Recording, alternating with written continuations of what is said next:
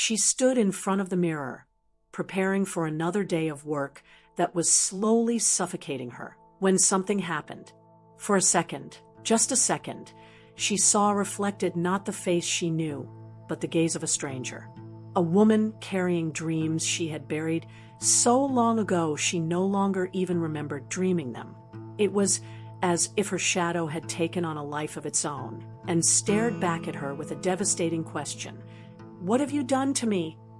In that instant, Marina realized she had spent 40 years living someone else's life, following a script that was never hers, while her true calling, the one that haunted her in her quiet moments, remained locked in the basement of her soul, like a prisoner waiting to be released.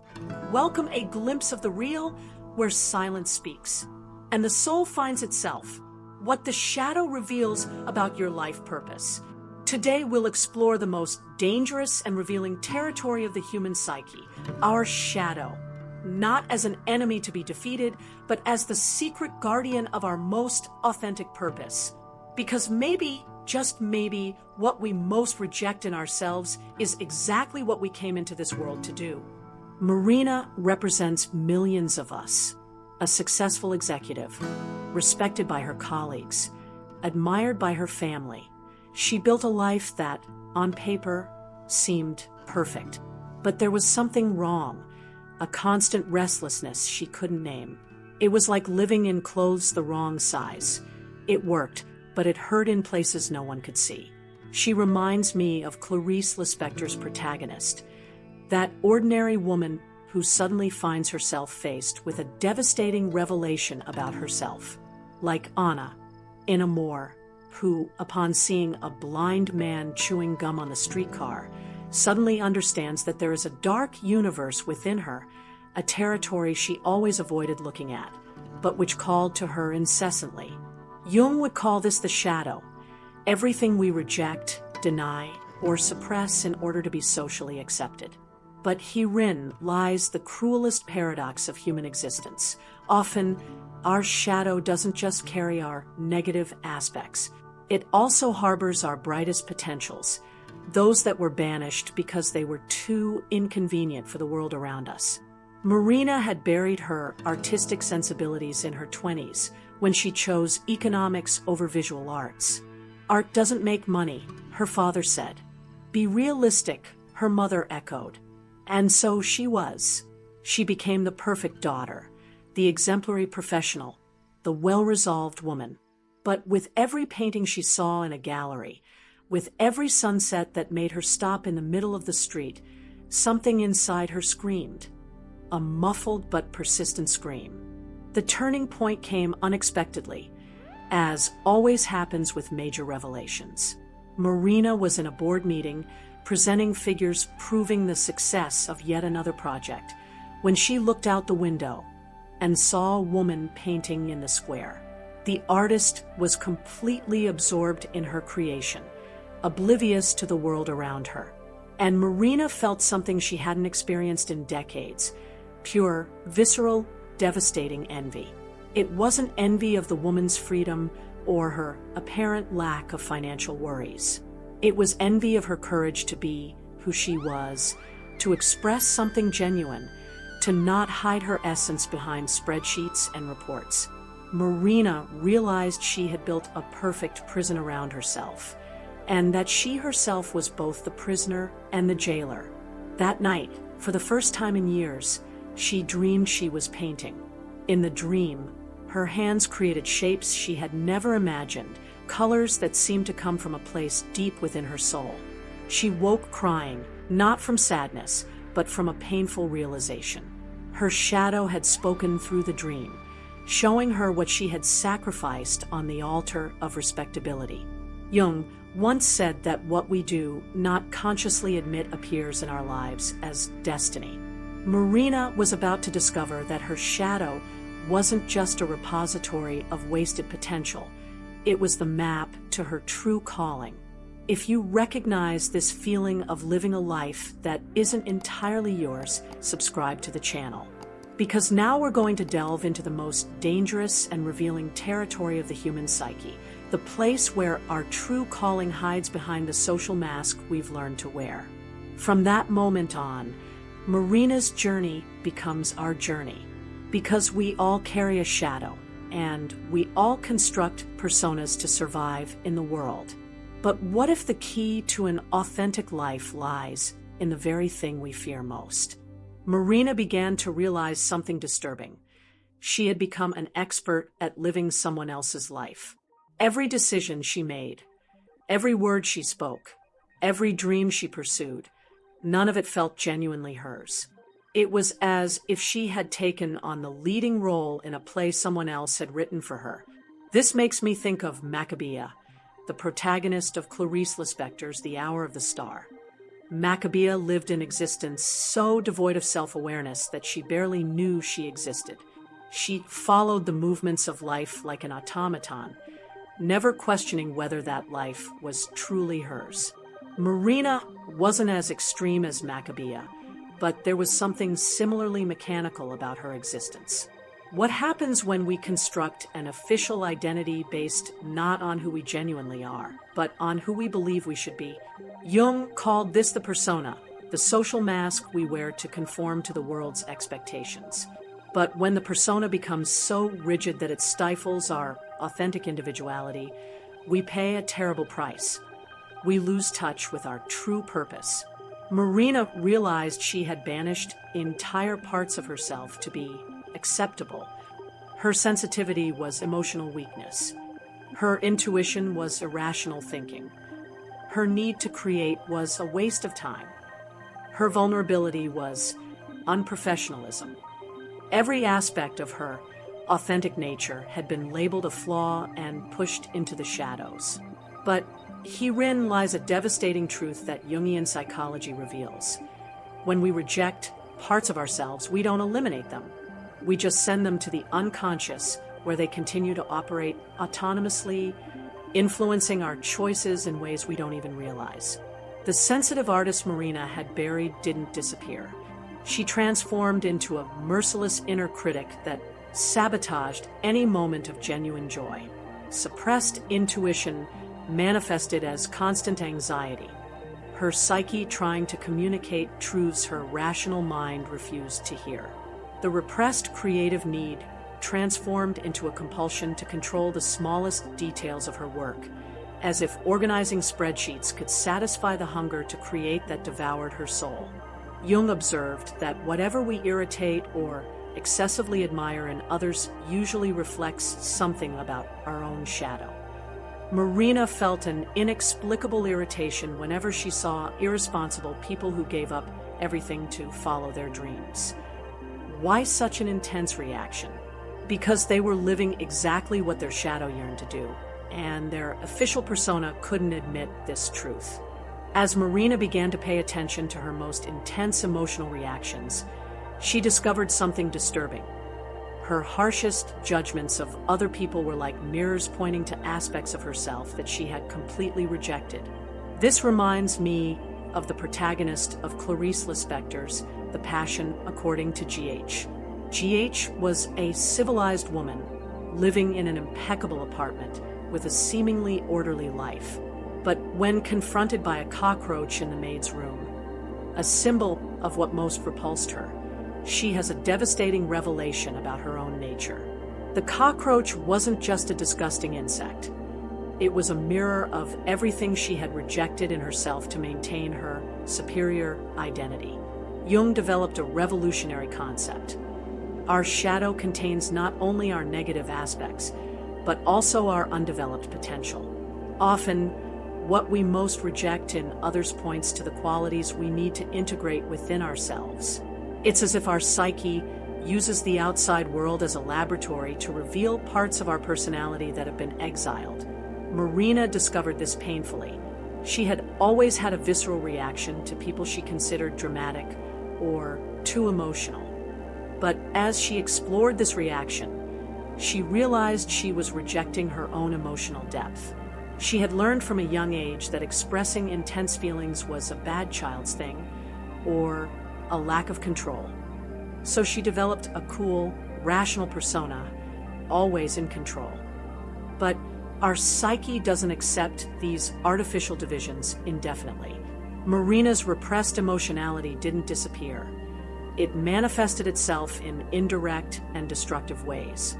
Unexplained anxiety attacks, chronic insomnia, a constant irritability she couldn't understand. Her shadow was communicating through her body, desperately trying to get her attention. Jung said that what we resist persists. Marina had resisted her sensitive and creative nature for decades, but these qualities continued to press for expression.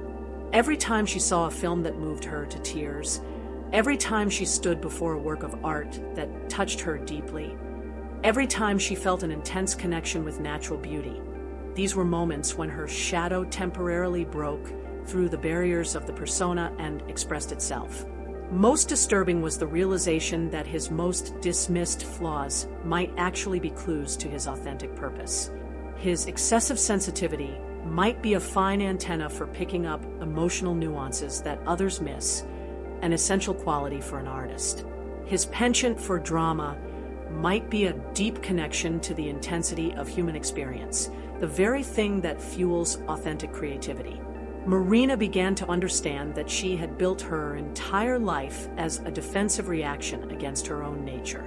It was as if she had spent 40 years running from herself, only to discover she was running in the wrong direction.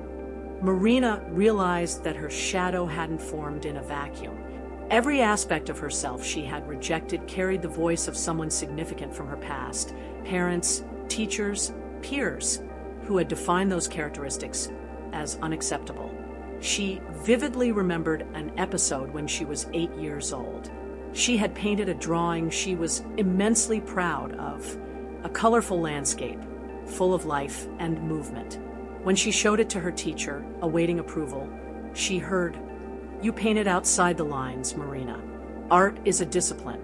Redo it more carefully." At that moment, something inside her shut down. The spontaneous and creative child received a clear message. Her natural expression was wrong. At 15, when she casually mentioned that she wanted to study visual arts, her father exploded. "Stop dreaming about such nonsense. Do you want to be a street artist? Do you want to starve? You're too smart to waste your life like that." Her mother agreed, adding, "Art is a hobby, daughter. A profession is serious business." Jung deeply understood how we internalize these external voices, what he called the cultural superego, all the expectations, judgments, and definitions of value we absorb from our family and social environments. These voices don't disappear as we grow up. They become part of our inner critic, defining what is acceptable to express and what should be suppressed. Marina realized she had become a prisoner not only of her own choices, but of generations of fear and conditioning. Her grandfather had dropped out of school to work on the family farm. Her father had sacrificed his dream of becoming an engineer to take over his grandfather's business. Now she was sacrificing her artistic nature to maintain the family tradition of responsibility and pragmatism. It was as if he carried within his shadow not only his own rejected potentials, but also the unfulfilled dreams of his entire family line. Jung called this the collective shadow, unconscious patterns passed down from generation to generation, creating a kind of family destiny that repeats itself until someone has the courage to break it. But there were also figures who represented her shadow in a positive light. Aunt Clara, her mother's younger sister, who had become a ceramicist and lived in a small rural town. Clara was always seen by her family as the black sheep, the one who didn't make it in life because she chose to pursue her passion instead of a respectable career. Marina remembered summers at her Aunt Clara's house, where she felt strangely at home. Clara didn't have much money, but she had something Marina could only now name: authenticity. She lived according to her nature, expressed herself genuinely, created beautiful things with her own hands. She was everything Marina had been taught to reject, but secretly admired. Jung observed that we often find our shadow projected onto forbidden figures in our family or social circle. Clara represented for Marina precisely the aspects of herself she had been forced to suppress. And now, at 40, Marina was beginning to understand that perhaps Clara wasn't the failure in the family. Perhaps she was the only one who had the courage to live authentically. Marina made a disturbing discovery. Her most intense fears were like maps pointing directly to her authentic purpose. Every time she felt that sinking feeling in her stomach, that inner voice whispering, "You can't, you shouldn't, you're not capable," she was approaching sacred territory of the soul. This makes me think of Jung's profound observation. The very thing we fear most may be the very thing we need to do to become whole. It's no coincidence that our greatest fears often orbit around our greatest potentials. It's as if the psyche creates resistances proportional to the importance of what is being protected. Marina realized she always felt a strange mix of fascination and terror when she thought about creating art. It was like standing before a chasm. Part of her wanted to jump, but another part paralyzed her with catastrophic scenarios. What if I'm not talented? What if I waste time and money? What if people find out I'm a fraud? But as she examined these fears more deeply, she discovered something revolutionary. They weren't really about art. They were about being seen, about being vulnerable, about revealing parts of herself she'd kept hidden for decades. The fear of creation was actually a fear of authenticity. Jung understood that our deepest fears often guard the gates to our individuation. He observed that what we most vehemently avoid often holds the keys to our psychic wholeness. It is as if the soul creates internal obstacles proportional to the value of what is being protected. Marina began to pay attention to her most intense emotional reactions, not just to her fears, but also to anger, envy, and profound sadness. Each intense emotion was like a beacon pointing to unexplored territories of the soul. When she felt anger toward people who had the courage to follow their dreams, she was actually feeling anger toward her own cowardice. When she felt envy toward successful artists, she was recognizing an undeveloped potential within herself. The deepest sadness came when she allowed herself to imagine what her life would have been like if she had made different choices. This sadness wasn't just nostalgia. It was grief. Grief for the woman she could have been, for the creations that never came to be, for the authenticity she had sacrificed on the altar of security. But Jung teaches us that mourning is also the first step toward transformation.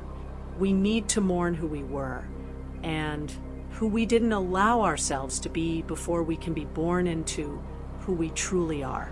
Marina discovered that her fears were layered, like an emotional Russian doll. The superficial fear was about failing as an artist. Deeper still was the fear of disappointing her family. Deeper still was the fear of discovering she wasn't as special as she'd always imagined. And at the center of it all, the most primal fear, the fear of being rejected for who she truly is. But here's Jung's most powerful revelation. Our deepest fears are often proportional to our highest potential. Marina feared artistic creation so much because she sensed, on some deep level, that there was real potential there, something that could transform not only her life, but potentially touch others in meaningful ways. If you're recognizing your own fears and undeveloped potential on this journey, leave a comment. What fear paralyzes you most when considering following your authentic calling? Sometimes, naming our fears is the first step to overcoming them. Marina's final crisis came unexpectedly, like a rapidly gathering storm in a seemingly clear sky. It was during a presentation to new investors, a moment that was supposed to represent the pinnacle of her successful career. She was in the middle of explaining profit projections when, suddenly, the words simply stopped making sense. It was as if he were speaking a foreign language about a life he didn't recognize as his own. She looked at the expectant cheeks around the table and realized she felt absolutely nothing. No pleasure, no purpose, not even boredom. It was as if she had completely disconnected from herself, as if she were watching someone else play the role of Marina, the successful executive. This moment reminds me intensely of the sudden epiphanies of Clarice Lispector's characters, those moments when everyday reality shatters and reveals something much more vast and disturbing beneath.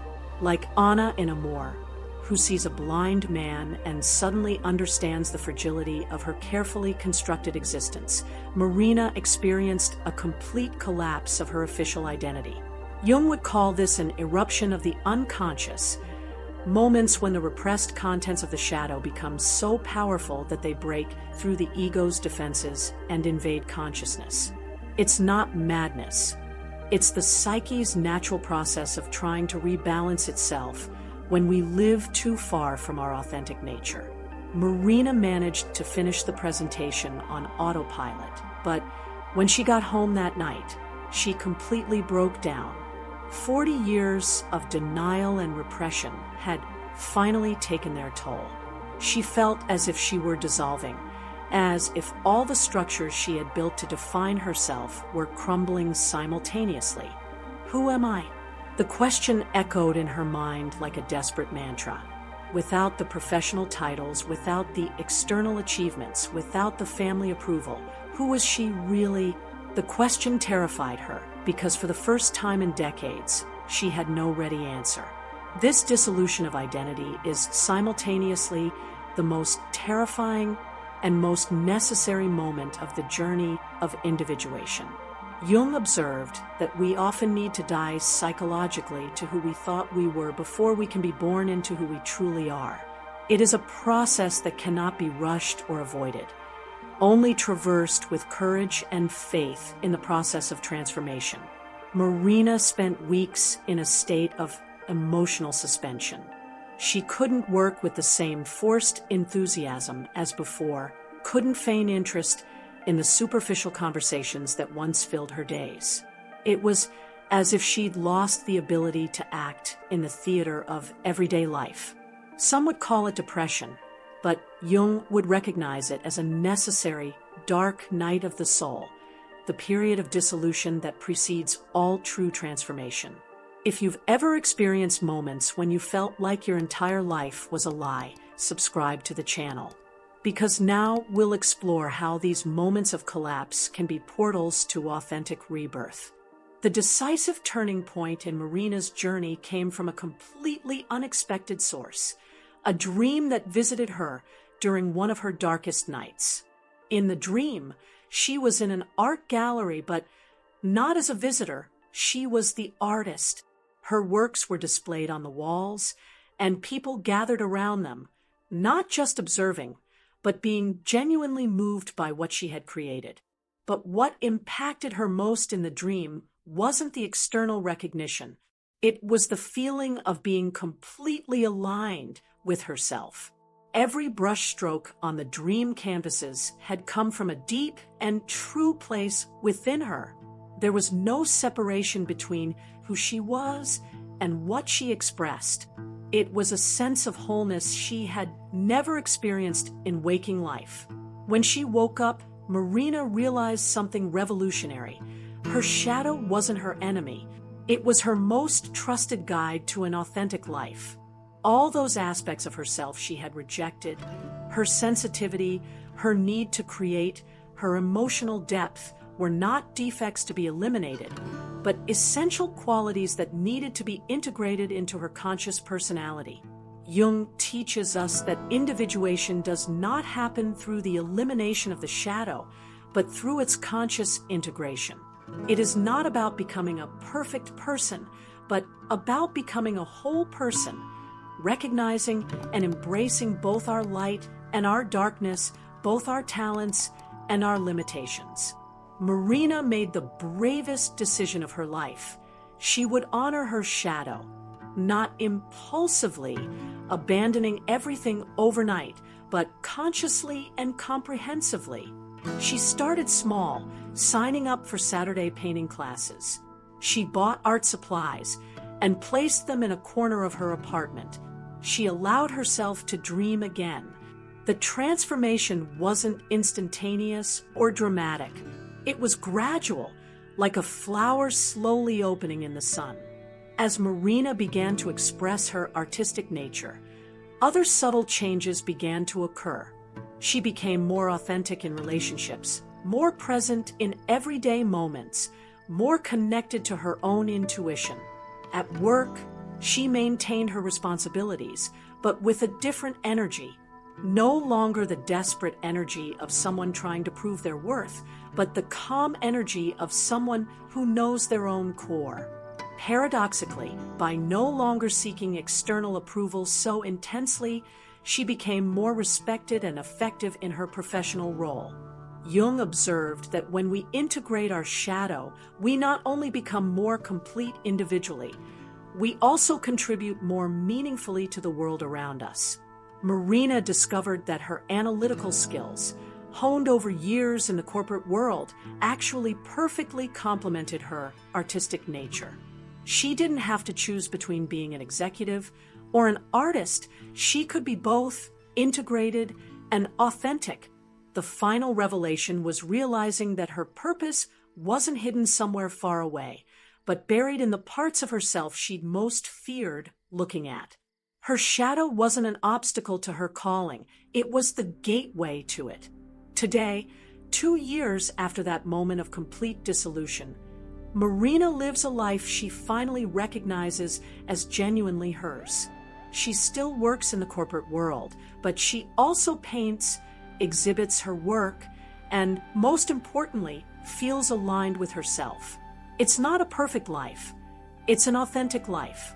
And this authenticity radiates in everything she does, touching others in ways her previous persona never could. If this journey touched something deep within you, leave a comment telling us which aspect of your shadow are you ready to start integrating. And subscribe to the channel, because in future videos, we'll explore even more deeply how to transform our inner darkness into light for the world. Jung reminds us that what we deny in ourselves, we live as destiny. Marina stopped denying her authentic nature, and in doing so, transformed not only her own destiny, but also her unique contribution to the world. Because ultimately, our greatest gift to humanity is not our perfection. It is our integrated authenticity, light and shadow dancing in harmonious unity.